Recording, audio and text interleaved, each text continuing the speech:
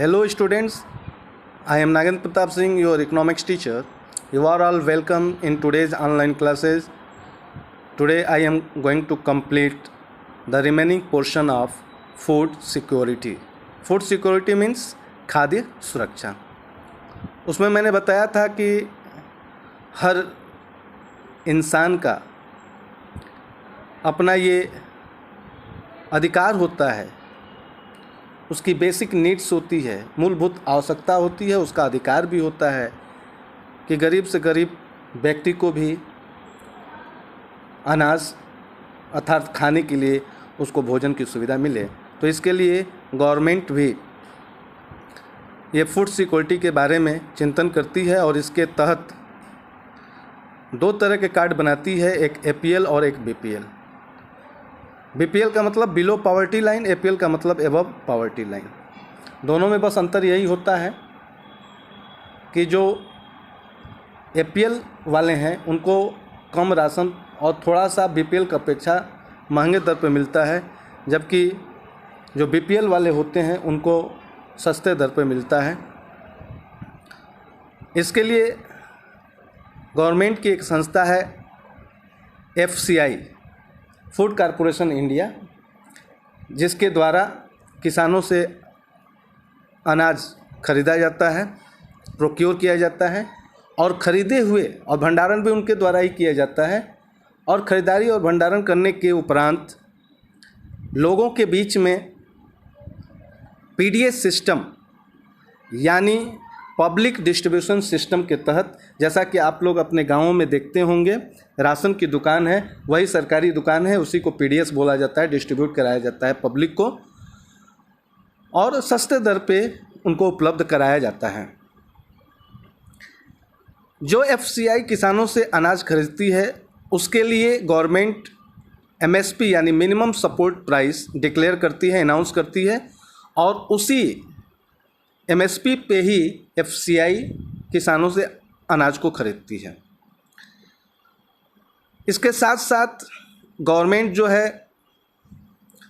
Agriculture sector में किसानों को सब्सिडाइज रेट पे फर्टिलाइज़र, पावर और वाटर भी उपलब्ध कराती है गवर्नमेंट. लेकिन इस सब्सिडी के वजह से सब्सिडाइज रेट पे ये फर्टिलाइज़र को उपलब्ध कराने का नुकसान भी है.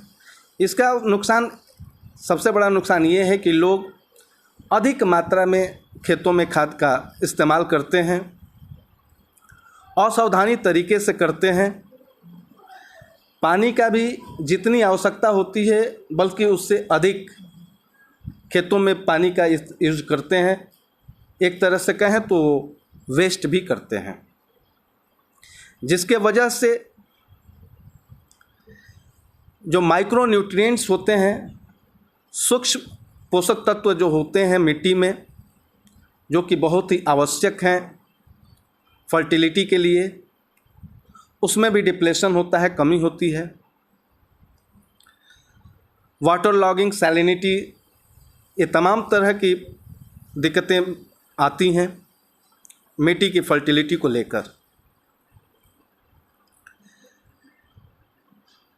दूसरा जो है, जो MSP जिन अनाजों के लिए अनाउंस किया जाता है गवर्नमेंट की तरफ से, तो इससे तो एक तरफ किसानों को फ़ायदा होता है, लेकिन जो नुकसान होता है कि जो क्रॉपिंग पैटर्न है, जो रूपरेखा है, वह बिल्कुल ही चेंज हो जाता है. कैसे?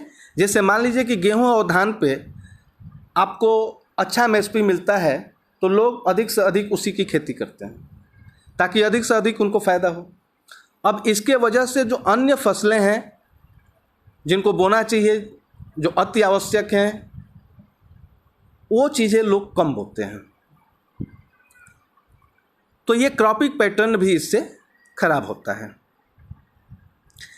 जैसे इसका जो अच्छा उदाहरण है पंजाब और हरियाणा. आप वहाँ देखते हैं कि गेहूं और चावल की बहुत ज़्यादा खेती होती है और इससे जो है एक सीरियस इम्बैलेंस इंटर क्रॉप पैरिटीज़ में क्रिएट होता है. यानी जो बैलेंस होता है इंटर क्रॉप पैरिटीज़ में वो बिगड़ जाता है, जो संतुलन होता है वो बिगड़ जाता है, क्योंकि हर प्रकार के अनाज की समाज को, लोगों को ज़रूरत है, लेकिन लोग जो हैं अधिक उसी अनाज को महत्व देते हैं, उसी फसल पे महत्व देते हैं जिस पे उनको अच्छा एमएसपी मिलता है। इसलिए जो होता है क्रॉपिंग पैटर्न कह लीजिए या जो इंटर क्रॉप पैरिटीज़ है उसमें बहुत ज़्यादा असंतुलन पैदा होता है। You already know that the consumers are divided into 2 categories.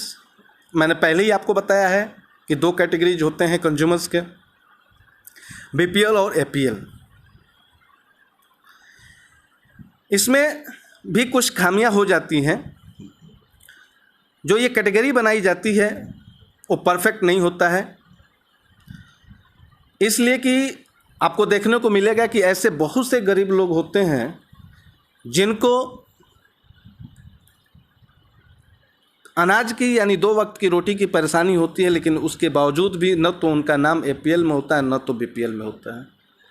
गरीब से गरीब लोग, ऐसे बहुत लोग होते हैं जो बीपीएल लिस्ट में उनका नाम ही नहीं होता, और जिसके वजह से सरकार की ऐसी कई योजनाएं आती हैं जिनका लाभ उनको नहीं मिल पाता है। या आप अपने आसपास भी इसको आप देख सकते हैं। और कुछ जो अपने आप को एपीएल के श्रेणी में रखते हैं वो एपीएल के श्रेणी में होते भी हैं, यानी संपन्न होते हैं, लेकिन फिर भी उनकी बीपीएल सूची में नाम आ जाता है। तो ये कई तरह की इसमें खामियां भी हैं, और ये सब कुछ नीतियों की कमी है, खामियां हैं। दूसरी चीज़ कि ये जो एडमिनिस्ट्रेशन है इसको भी खासा ध्यान रखना चाहिए। देखिए, यदि हम हर डिस्ट्रिक्ट को, हर ब्लॉक को, यदि हम फूड ग्रेन प्रोडक्शन में उसको इंडिपेंडेंट बनाना चाहते हैं, यानी हर जगह हम सफिशिएंट फूड ग्रेन का प्रोडक्शन करना चाहते हैं, तो इसके लिए गवर्नमेंट को कृषि के क्षेत्र में ब्लॉक स्तर, जिला स्तर पे ध्यान देना चाहिए, और क्रॉप प्रोडक्शन को बढ़ाने के लिए जो लेटेस्ट टेक्निक्स हैं उसके लिए उनको एनकरेज करना चाहिए लोगों को। दूसरी चीज़ है, केवल एक चीज़ पे ध्यान देने से, एक तरह के केवल फसल पर ध्यान देने से भी दिक्कत होती है। उसके बाद जो इंफ्रास्ट्रक्चर है उसको भी क्रिएट करने की ज़रूरत है, जैसे इरिगेशन फैसिलिटीज़ हो गया, बिजली की उपलब्धता हो गया। ये सब क्या होता है कि इसके बढ़ोतरी से यदि इस क्षेत्र में विकास होता है तो निश्चित ही प्रोडक्शन जो क्रॉप का है उसमें भी इंक्रीजमेंट होता है।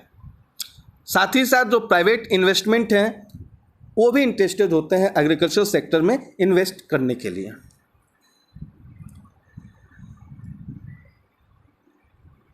साथ ही साथ हमारा तो फोकस होना ही चाहिए, सरकार का भी फोकस होना चाहिए कि कैसे फ्रूट ग्रेन प्रोडक्शन का इंक्रीजमेंट हो और वो अस्थायी रूप से बना रहे। फ्री ट्रेड का भी उसमें व्यवस्था करना चाहिए, जिससे कि एम्प्लॉयमेंट दर उसमें बढ़ सके, एम्प्लॉयमेंट दर में बढ़ोतरी हो सके, और रूरल क्षेत्रों में पॉवर्टी यानी गरीबी में कमी आए। तो कमी कैसे आएगा? यदि एग्रीकल्चर सेक्टर में नई नई टेक्निक्स आती हैं, इंफ्रास्ट्रक्चर को मजबूत किया जाता है, प्राइवेट इन्वेस्टमेंट होता है, तो निश्चित रूप से रोजगार के अवसर उसमें उत्पन्न होते हैं, रोजगार के अवसर बनते हैं, और जब लोगों को रोजगार मिलेगा तो निश्चित रूप से उनका जीवन स्तर, उनका आर्थिक स्तर सुधरेगा, जिसके वजह से पॉवर्टी यानी गरीबी में कमी आएगा।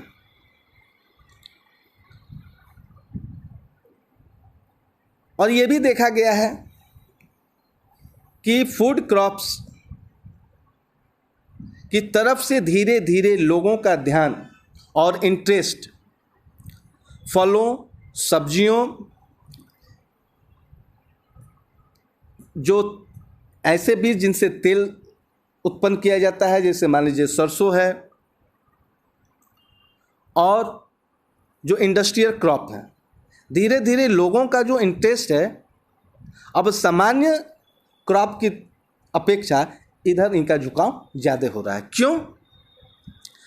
यदि हम फलों का हम खेती करते हैं, सब्जियों का करते हैं, ऑयल सीड्स का करते हैं, इंडस्ट्रियल क्रॉप्स का करते हैं, यानी ऐसे फसल को हम करते हैं कि जो अधिक से अधिक रॉ मटेरियल के रूप में इंडस्ट्री को ज़रूरत होता है, तो इससे जो है इनकम लेवल हाई होता है लोगों का, इसलिए उनकी पॉवर्टी भी दूर होती है। तो इसलिए उनका जो किसानों की जो दृष्टिकोण में वो धीरे धीरे सामान्य फूड प्रोडक्शन से हट के और ये स्पेशल प्रोडक्शन की तरफ उनका इंटरेस्ट हो रहा है। अब इसके वजह से भी थोड़ी सी दिक्कत हो रही है कि जो नेट सोन एरिया होता है जिसमें ये अनाजों का या दालों की खेती की जाती है, उसमें रिडक्शन हो रहा है, कमी हो रहा है। क्यों? क्योंकि लोग उसी चीज़ की खेती कर रहे हैं जिसमें अधिक से अधिक लाभ हो, तो बाकी फसल जो हैं उसमें कमी आ रहा है। इसमें जब हम अनाज की तरफ अपना ध्यान नहीं रखेंगे तो उससे ये दिक्कत है कि हमारा दिन प्रतिदिन जो पॉपुलेशन है बढ़ता जा रहा है। अब बढ़ते हुए पॉपुलेशन के लिए जो मुख्य खाद्य पदार्थ हैं, जो अनाज हैं, यदि उनका उपज नहीं होगा तो फिर फूड इनसिक्योरिटी निश्चित रूप से आती है और लोगों को ये फेस करना पड़ता है। दूसरी चीज़, ये जो ज़मीनों का हम नॉन एग्रीकल्चर यूजेस के लिए ज़्यादा प्रयोग कर रहे हैं, जैसे हाउसिंग के लिए, बाकी इंफ्रास्ट्रक्चर को मजबूत करने के लिए, जैसे रोड के लिए हो गया, तो जब इसमें हम अपने खेती योग्य भूमि को जब उसमें हम एडजस्ट करेंगे तो निश्चित रूप से इधर हमारा खेती योग्य जो भूमि है उसमें कमी आएगा और उसके वजह से प्रोडक्शन, जो क्रॉप प्रोडक्शन है, उसमें भी कमी आएगा। तो इससे भी दिक्कतें बढ़ती हैं। तो ये देखा जा रहा है कि धीरे धीरे जो प्रोडक्टिविटी ऑफ लैंड है उसमें डिक्लाइनिंग हो रहा है, गिरावट हो रहा है। दूसरी चीज़ जैसे फर्टिलाइजर्स हैं, पेस्टिसाइड्स हैं, इंसेक्टिसाइड्स हैं, हम अपने फ़ायदे के लिए यूज करते हैं, अधिक से अधिक खाद डालते हैं इसीलिए ताकि हमारा प्रोडक्शन में इंक्रीजमेंट हो। पेस्टिसाइड्स, इंसेक्टिसाइड्स का इसीलिए प्रयोग करते हैं कि जो फसलों में रोग लगे रहते हैं उनको रोग को दूर किया जा सकते हैं, लेकिन इनका एक्सेसिव यूज करने के कारण जो हमारी भूमि की जो फर्टिलिटी है, उपजाऊपन है, उस पर सीधा गलत प्रभाव पड़ता है। दूसरा चीज़, इरिगेशन के क्षेत्र में देखा जाए तो कहीं कहीं लोगों को सिंचाई की जो व्यवस्था है उसमें भी दिक्कतें झेलनी पड़ती हैं, क्योंकि जो इरिगेशन वाले क्षेत्र हैं उसमें भी कमी आ रही है। Inefficient water management has led to waterlogging and salinity. Inefficient water management की वजह से ये वाटर लॉगिंग और सैलिनिटी की भी प्रॉब्लम होती है, ये प्रॉब्लम क्रिएट भी होती है। कुछ और भी इसमें उदाहरण हैं कि लैंड डिग्रेडेशन निश्चित रूप से इन चीज़ों से होता है, एक्सेसिव यूज करते हैं फर्टिलाइजर, पेस्टिसाइड और इंसेक्टिसाइड्स का। तो और जो ये फ्री पावर मिलता है, यानी फ्री विद्युत की जो सुविधा मिलती है, तो इससे जो किसान होते हैं उत्साहित होते हैं और वो क्या करते हैं, बोरिंग कराते हैं ट्यूबवेल की। और जहाँ बहुत ही कम बारिश होती है, जैसे पंजाब हो गया, महाराष्ट्र हो गया, तो पंजाब में चावल का ज़्यादा खेती होता है, महाराष्ट्र में शुगर केन का होता है।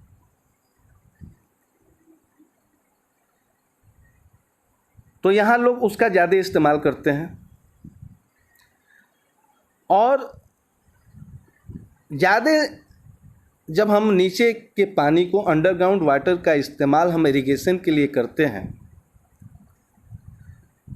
तो जो कम गहराई पे जिनकी बोरिंग होती है, जो कमज़ोर किसान होते हैं, जो बहुत गहरा बोरिंग नहीं करा पाते हैं, तो उनको दिक्कतें झेलनी पड़ती हैं। जैसे मैं छोटा सा आप लोग को एक उदाहरण मैं बता दूं कि गर्मी के दिन में जो 45 और 40 फीट तक बोरिंग होती है, अक्सर गर्मी के दिनों में और जो ऊंचे स्थानों पे होते हैं वहाँ पानी भग जाता है। क्यों? क्योंकि वाटर लेवल नीचे चला जाता है। तो ऐसे जगहों पे जहाँ किसान केवल 40 फीट 45 फीट पे ही बोरिंग कराया है, और जो संपन्न किसान है वो 80 फीट 120 फीट 200 फीट तक कराते हैं, तो उनको तो पानी अवेलेबल हो जाता है। लेकिन जो 40 45 70 फीट तक जाते हैं, उनका ट्यूबवेल पानी देना बंद कर देता है, तो फिर उनको दिक्कत होने लगती है, इरिगेशन सिंचाई में दिक्कत होने लगती है। तो ये तमाम तरह की दिक्कतें होती हैं, इसलिए इस पे भी ध्यान देना चाहिए। उसके बाद मार्केटिंग जो है, फैसिलिटीज़, इसकी भी कमी है, तो इस पे भी ध्यान देना चाहिए। और किसानों को थोड़ी सी और भी दिक्कतें होती हैं। जो डिसएडवांटेजेज है वो ये है कि उनको जो इनपुट्स होते हैं, यानी जो कृषि के लिए इनपुट्स क्या हैं, खाद हैं, बीज हैं, तो इनको बहुत ही हाई प्राइस पे खरीदना पड़ रहा है। आप आजकल भी देखते होंगे खाद का दाम बहुत ज़्यादा बढ़ जाता है, तो उसका सीधे सीधे किसान को ही दिक्कत झेलनी पड़ती है, वही प्रभावित होते हैं। जितना भी प्रोडक्शन होता है वो सीधे मार्केट में जाता है। और एक चीज़ और भी आप जानते हैं कि यदि किसी एक चीज़ का, जैसे मान लीजिए कि गेहूं है, यदि गेहूं का ज़्यादा प्रोडक्शन हो गया जिस साल, तो निश्चित रूप से मार्केट में उसका प्राइस गिर जाता है। बहुत बार आप देखे होंगे कि यदि आपके क्षेत्र में आलू का प्रोडक्शन बहुत ज़्यादा बढ़ जाता है, तो उस समय उसका जो रेट होता है मार्केट में बहुत कम मिलता है और किसानों का बहुत बड़ा नुकसान होता है। तो इसलिए हर तरह का खेती होना चाहिए ताकि एक बैलेंस बना रहे। कोई भी इतना ज़्यादा न हो जाए कि डिमांड से अधिक हो जाएगा। जब भी डिमांड से अधिक प्रोडक्शन होगा तो निश्चित रूप से किसानों को नुकसान होता है। और जब तक छोटे छोटे किसानों के हित का ध्यान नहीं दिया जाएगा, तब तक जो फूड सिक्योरिटी है उसको भी सिक्योर नहीं किया जा सकता है। इसलिए उनको ध्यान देना बहुत ज़रूरी है। हम आशा करते हैं कि ये सारे पॉइंट्स आपको क्लियर हो गए होंगे। इस वीडियो में बस इतना ही। नेक्स्ट वीडियो में मैं अगला टॉपिक लेके आऊँगा, impact of globalisation on agriculture. तब तक के लिए धन्यवाद।